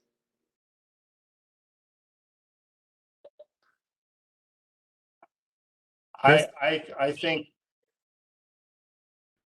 from their comments, I think their comments were fantastic. I think their comments are very reflective of, you put any 7 residents in a room and ask them where they would like park investments to go. And there's going to be a mix of everything. And I don't mean to say that lighthearted. I think that's a reality. You're right. I think there was interest in Confluence. I think there was interest by another council member in the Creek Corridor. I think there was interest in another council member in one of the other parks as well. And so I don't say that as a discouragement. And Nicholas, I think you said this well. $4 million is not going to go super far. I don't want this to intimidate us. There's a lot of amazing opportunities we have here in Issaquah system. And so I think the goal ahead of us is to try and have some degree of logic as we jump into our next meeting and start looking at specific sites and specific types and levels of investment, that it doesn't just feel like a popularity contest, but it gives us at least some criteria to try and bounce off in this discussion. Because I would imagine you're all going to have your own interests of where you would like the $4 million to go. And that's going to be really important that you're able to voice that. But as you all voice that, and as we voice that, how are we driving towards some type of collective, and not just feeling like we're trying to sort of manipulate our way to a decision. So, having worked in other cities, I think we're in it, though it seems daunting, we're in a good place, and that I think this 4 million can be invested a lot of different places, and opinions are going to vary widely. I think I saw Chris and Marlene. Forgive me if I missed anyone else. And Brad. Bunch of thoughts. So, yeah, I think you said this, but if you could please remind me, is it by 2024, by the end of 2024? Which one? By the end of 2024. Okay, so that's 24 months plus November, December. And what we probably should know, and I guess I'm kind of looking towards Jennifer, because she probably knows this all inside and out, but we were to take the different projects we have and their different timelines, what of those could be slid up to November of 2022 as a start date and actually finish by 2024, December 2024. And if none of those are among these that we are looking at, is there a way to manage the money? I think Katie was maybe alluding to this, and I'm not saying this is what I want to do, but it's an idea at least. If we pay for the dog park, say, with some of this, which isn't necessarily that impactful result we're trying to achieve, but then we use dog park money to go into 2025 and actually finish the impactful project. I think as long as we could demonstrate to the council and to our community that we're managing things enough to get to this impactful result, it doesn't necessarily have to be by 2024 as long as the money is wisely spent by then. some considerations. Thanks, Marlene, and then Brad. Great. Watching the clock a little bit here, I think we're having a good discussion. I do want to make sure we move to some potential actions, knowing time is of the essence. I think one of the things that I have heard kind of through this, I'm looking at the chat with the bulleted list, where it says level of community access and benefit. I think there was a lot of talk about apparent or immediate benefit, right? So that might be a wording choice in the criteria, that might be an adjustment. Otherwise, it sounds like, you know, people are rallying around sort of these sort of criteria that you have mentioned. I don't know if this is discussion, but I think it would be in our best interest to get a small group of folks together to potentially develop a weighted criteria matrix or some type of, you know, what we're calling the spreadsheet, for lack of a better term. But would love to get a small group together so that we can have something to react to within the next time. So that would be something I would be willing to do with a small group of folks if that sort of building of that weighted criteria matrix / spreadsheet is something that other folks might be interested in doing. I know we have a fair amount of product managers on this call as well, so they're used to requirements. You know, would be curious from the group specifically if there is any criteria that we are specifically missing, or if anyone wants to advocate for any that are more important than others. I think we've talked about being able to get it done on time and being impactful as some of the key ones. So level of project readiness, community, I think those were some of the key components that we've talked about so far. I wondered if anyone would advocate for other ones that are rising to the top from a prioritization list.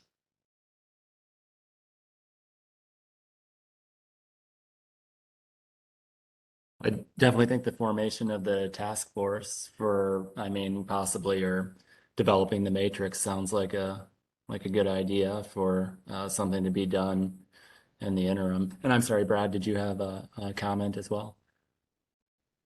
Yeah, and it may just be a matter of definition here. I mean, I think one of the things to try and consider in the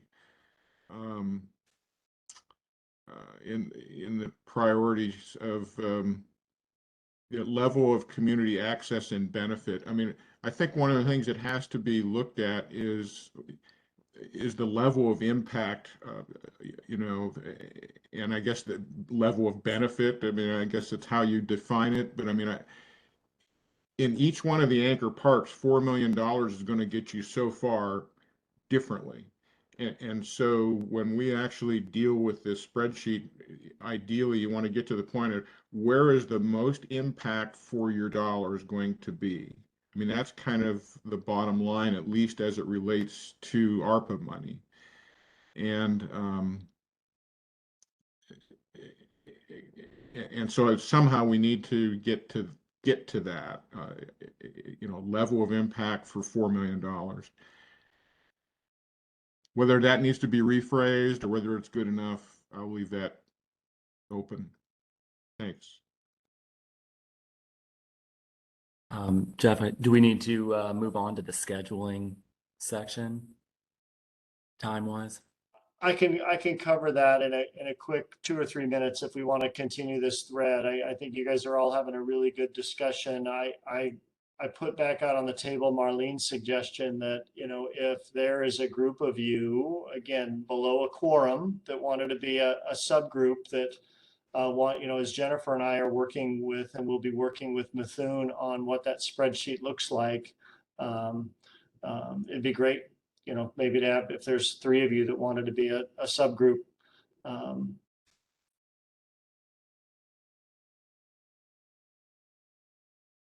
See Marlene. I'd be happy to help there. I saw Andrew Myers pop up first, so Andrew, and whom else would like to be part of that? I saw both Andrews raise their hand. Chris raised his hand. Okay. Marlene volunteered. We'd have to stop at 4 to stay under quorum. Right.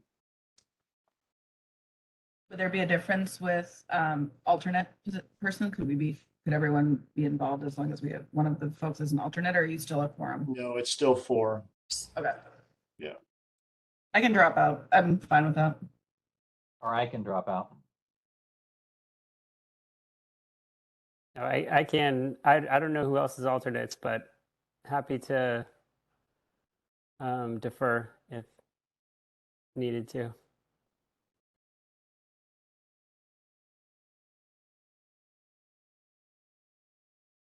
I think Marlene, Andrew, E, and Chris, your first string here, so feel free to take it. And if there's a opportunity, I'm sure to upcoming where if you need additional feedback or a second set of eyes, you know, however to do that above board, happy to participate in that capacity. I really appreciate that, Andrew. I guess what I heard was Marlene, it could be Marlene, Andrew, and Chris. There's 4 right there would Yeah, be. that would work. Oh, that still keeps us under? I was Yeah. thinking 4 Yes. was, okay, gotcha. Quorum is 5. Yeah. Is that right? So if we stay at 4, we're good. Okay, cool. And we'll reach back out to you as Jeff and I get with the consultant team and get a few materials lined up. So we'll reach back out. Get some meetings scheduled. David, I saw your hand up. Yeah, I just had a question about just total scale that we're looking at. So if you can share with us, Jeff, or anybody else on the team, like what is the normal yearly annual budget for capital expenditures? Like, is this $4 million huge, or is it just kind of a smaller part of what we're looking at? It's a really good question. For parks, trails, and open space, is that what you're asking? So Sure, yeah. I think it reflects for Issaquah a pretty sizable investment. I would say our capital program within the city for parks, including acquisition, which is probably a majority of the capital investment within any budget year, but a singular sort of $4 million investment probably represents a doubling of a typical capital investment, capital project. More recently, I think maybe that's changed. I think for context, in 2018, we completed Central Park Pad 1, the 2 new synthetic turf fields up there. That was roughly a $5 million project in 2018 dollars. More recently, I'm trying to think of what some of our other bigger capital investments, Jen. Confluence Park. Yeah, urban irrigation at Confluence Park was close to 600,000. Our skate park was collectively with design and permitting things was, close to 600,000. But under $1 million. So yeah, $4 so million we've made a lot of represents a pretty smaller. sizable project for Issaquah. Yeah. If that helps Yeah. you. Yeah, it does. And just a follow-up comment, I think, heading towards this matrix and having weightings and everything will be great when we actually see the full list and then can score them. But I think what would also be interesting is just for you, Jeff, and maybe Jen, also having kind of your roadmap of if you had unlimited spend and unlimited time, what would you stack rank them? And then without influencing us, just have that on the side so that when we finish our kind of ranking, just to compare the 2 lists, that would be also pretty powerful. And then we can debate that, obviously. So.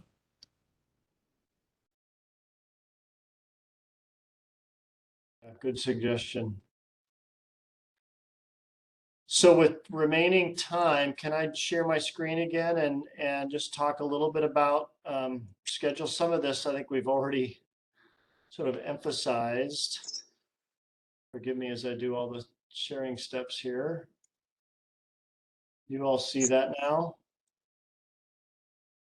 So what we have ahead, both for sort of our work in these next couple of, well, really August, September, and October, as Jennifer and I have sort of taken a first look at, I think to many of your points, wow, if we get a council decision in November, there's some early work we need to do in these months so that once this decision's made, we are well into design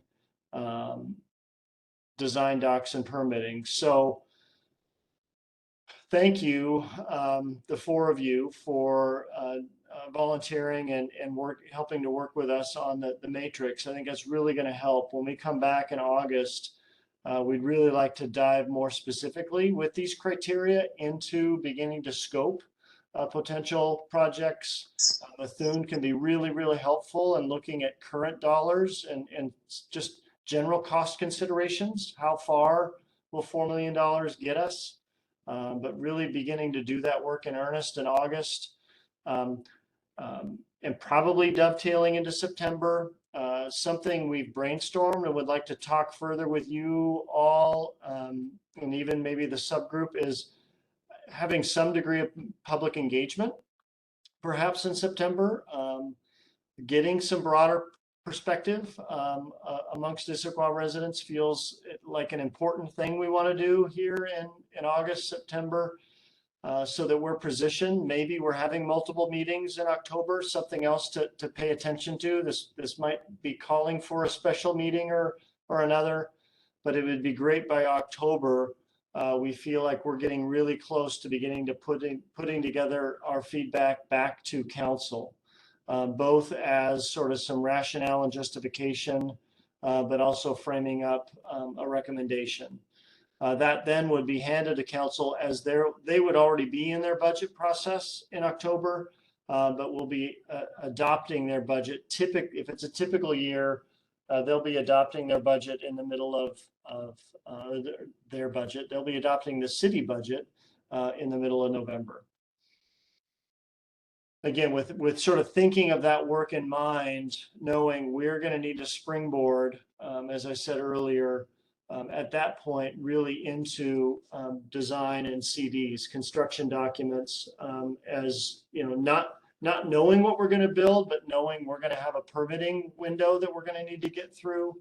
I think we're understanding and giving ourselves a relatively conservative amount of time, but really important. That permitting process takes longer than you would think.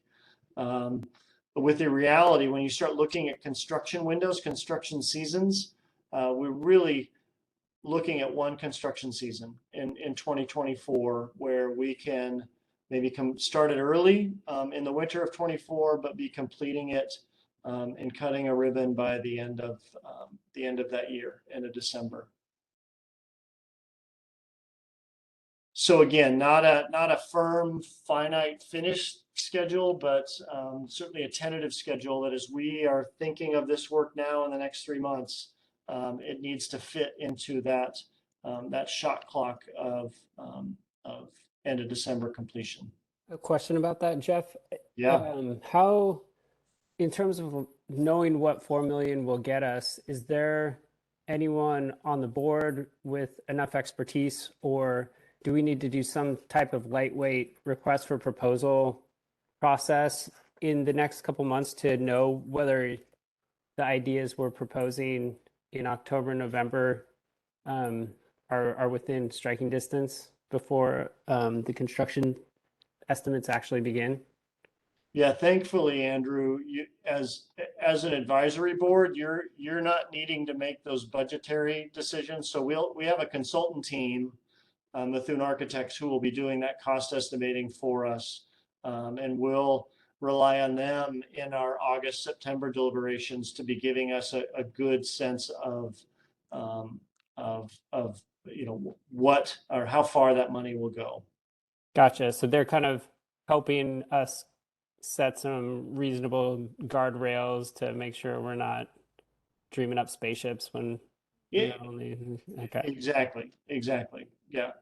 So we would do the criteria against, you know, and just asking if this is true, Jennifer and Jeff, of, okay, if we chose veterans, we would, you know, the potential ideas in veterans for $4 million might be X, Y, and Z. For Tibbetts, it might be A, B, and C, and at Confluence, it may be, you know, whatever another letter, I haven't said D, right? And so then that would be what we can build the criteria matrix ahead of time, but then we would use Bethune's sort of project list to then, you know, bump those all up against each other. Would that be sort of the process by which we'd go through in August? Correct. Precisely. Yes. And as I've been having sort of these 2 a.m. thoughts as well, right? I mean, that's where I think the criteria could be helpful too. That is, as we're thinking of what could be done on that site, we're also thinking, all right, how are we thinking of phasing? Okay, where would that happen on the site? And are we, right, able to construct in a way that it allows future phases to flourish versus getting in the way, for an example. So, yep. This is going to feel iterative in a way, right? That you know, this conversation, thank you so much, just having this discussion and getting your general feedback on the criteria. I heard a number of key points. Thank you for the chat box as well. I think finding a way in the criteria to make sure one of those criteria is picking up maintenance and sort of the long range costs to that singular capital investment is a great point. I heard parking capacity and sort of the other support amenities, support facilities. Are they there? Or do we have to invest more into those as we're making this investment? Again, another really important site consideration. Again, this in the iterative process is super helpful in, I think, making a more informed matrix that will really let us hit the ground running with those sort of more site-by-site conversations in August.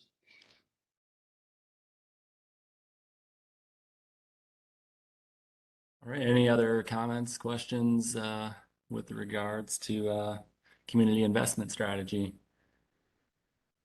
Will getting the group together be owned by somebody on the city? Yes, Jennifer. Yeah, we'll take the lead on that. On Marlene, Chris, Andrew, and Andrew getting some dates and times and checking schedules. For the other 3/4 of my law firm, what a amazing way to start a Parks Board job, because you don't often get a council that's ready to just kind of commit, you know, this kind of backing. I was so excited when I was watching this council meetings, just be like, wow, you're just walking into this gift of government funding to go ahead and make your community a better place. So, wow, we're off to a great start. And thanks for allowing me to join. You bet. Thank you, all of you. All right. Well, I think we'll wrap things up with the chair and director report. I don't believe Ryan's here for the youth report. Just a couple of quick items that I have. Issaquah has turned 130 years old, so there is some various festivities in the city. Looks like it started last weekend with the farmers market. Seems that unearthed a time capsule, and there's a chalk festival on the Rainier Trail.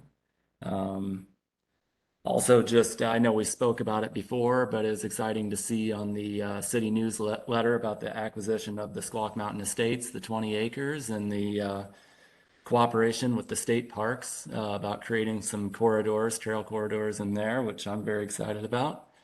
And also on the city website, it appears that seeking input for better accessibility within the city. And that survey is running until August 31st. And finally, Brad sent me over the newsletter from Mountains to Sound Greenway. It appears there's some great youth internships related to clean water and just sustainable systems. So some interesting opportunities available there. That's all I have. Jeff? Well, thanks for those highlights, Zach. You're right. Lots going on. The 130-year time capsule will be at the concert tomorrow night. If any of you are interested in coming by the community center for the concert on the green at 7 o'clock. Couple highlights to add. Along with this work, some other capital projects are underway. Yes, exciting news about the acquisition. I'm happy to report out that Blackberry Park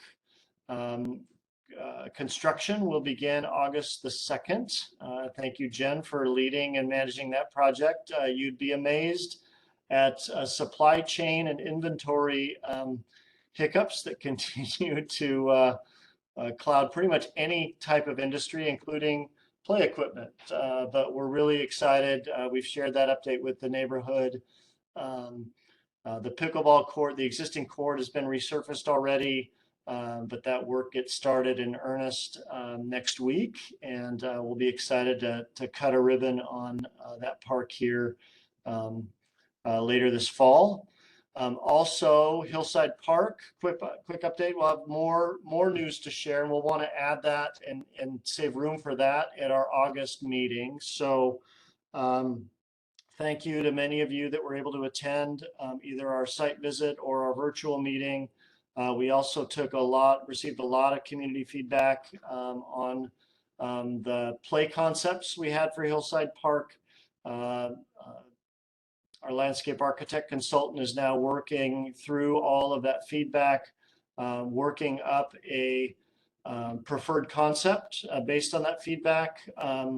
Encouraging news, a lot of the feedback we heard was very supportive and felt like we were headed in the right direction in that very careful mix of adding play into that neighborhood park, but really preserving that natural character and sort of serene feel of Hillside Park. We got some really good feedback on some ideas around maybe moving some of the play amenities as they were proposed. And so the consultant's taking that feedback and will be putting together a sort of a preferred concept that we plan to share with the neighbors here in August. Our goal to the city council was to have a preferred concept completed, or at least ready with some consensus around it by the end of August. We'd like to bring to you not only that preferred concept in August, but also the feedback we heard from the neighborhood as we're, I think, working really well towards building consensus there. Another key part of that project is the mitigation work. So Jennifer and I have been meeting with not only our consultant environmentalist, but getting feedback from the Army Corps of Engineers, from State Department of Ecology, from our own permitting department. We will have by August a really good idea of what our mitigation plan is on that work. As you recall, we have a wetland that we're proposing to mitigate elsewhere so that we can do the field improvements. The community has been very, very clear and near unanimous in their consensus that they want the functionality of that field to remain at Hillside Park. And so we'll have that all wrapped up and an update for you at our August meeting. But I think that project is progressing well in terms of finding that really important balance of added play, added features in a neighborhood park, but really keeping the character that community and the surrounding neighbors want. We will also be, just so you all know, with the mitigation work, we'll be pursuing as part of the budget process with council for 2023 some additional funding that is going to help pay for and fund the mitigation and field drainage work so that the project budget can go towards the project amenities as planned. So more to come, but just a quick update there with more to share come August. And I think, looking at the time as well, Zach, that's probably enough for tonight. Lots going on. It's been another great summer here in Issaquah.